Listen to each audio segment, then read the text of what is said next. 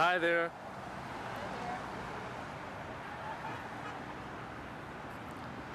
There was a pile of them. No, I'm kidding. Hiding. Hello. Bring them home.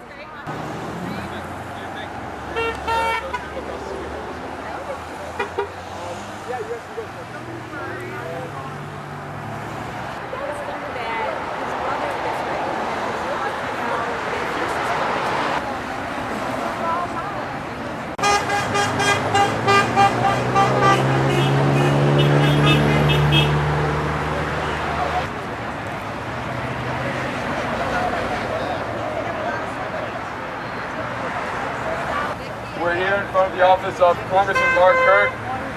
Today, we gathered together as concerned mothers and fathers. How many mothers and fathers here? Let's hear it for you. And we're here to urge Congressman Kirk to keep his commitment to vote for SCHIP, the state's children's health insurance program, and to challenge him to show an equal commitment to health and safety of our brave sons and daughters fighting and dying in Iraq by finally setting a deadline to end this war. Funding is about $7 billion a year to cover the health care for tens of thousands, hundreds of thousands of children.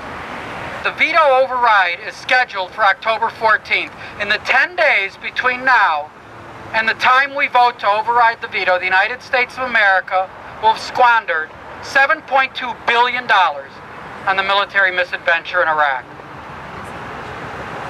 The bigger numbers, the $2 billion that Mark Kirk has squandered for this district over the last 4.5 years, we know could have provided 200,000 university scholarships, could have provided health care for 750,000, could have hired 31,000 badly needed school teachers.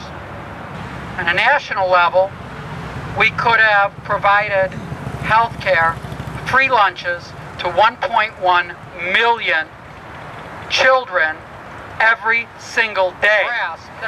But I spent yesterday 2 hours at a project up in North Chicago called Youth Build, where they take children, at-risk children, 16 years old to 24 years old, put them through a rigorous 9-month program.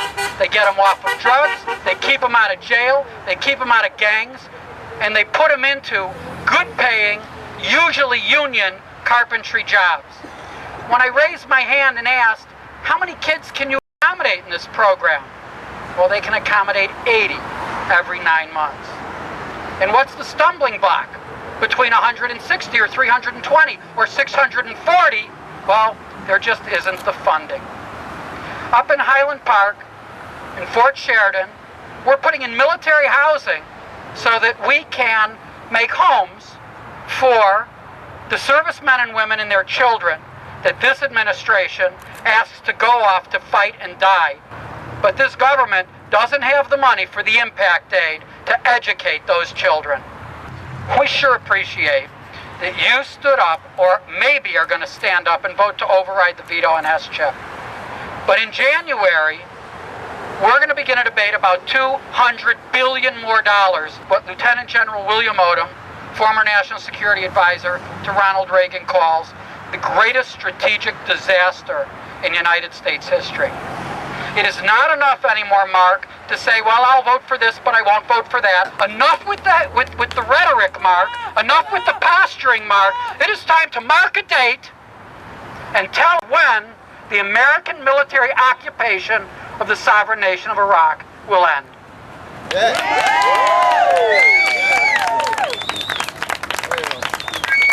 Good to be here with you again.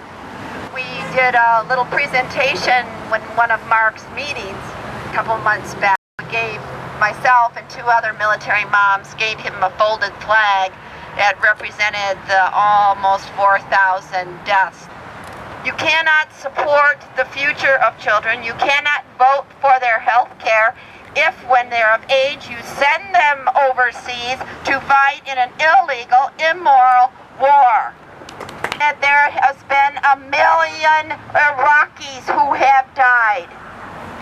And how many more are injured without health care? Let us remember. And for a minute, my own son, 2005, October 14th, he was injured in Iraq, losing an eye and an arm outside of north of Baghdad, west of Samarra. He spent 1 year at Walter Reed. I was there with him for 8 months. I'm a hospice chaplain. Okay, I tend to those who are dying at home in nursing homes.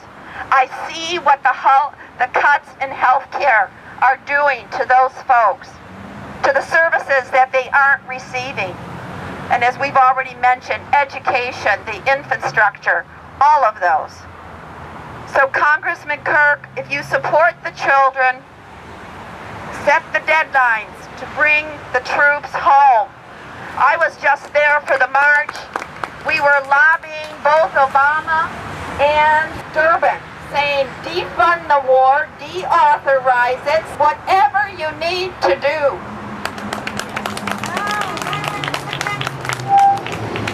So let's be clear about something. Congressman Kirk works for us. Yes. We cannot have a congressman whose primary interest is being loyal to his president and his party colleagues. We pay for this office that doesn't have a sign in front of it to tell us where it is. To tell you the truth, I don't think it would have made much of a difference if we'd come here in the middle of the day. Because somehow he makes sure he's never there when we come to see him. So what we have to make sure happens is that he hears us and sees us no matter what. Support our kids, bring them home. Support our kids, bring them home. Support our kids, bring them home. When do we want them home? Now! When do we want them home? Now! When do we want them home? Now! Mark, Kirk, Bring them home! Mark, Kirk, Bring them home!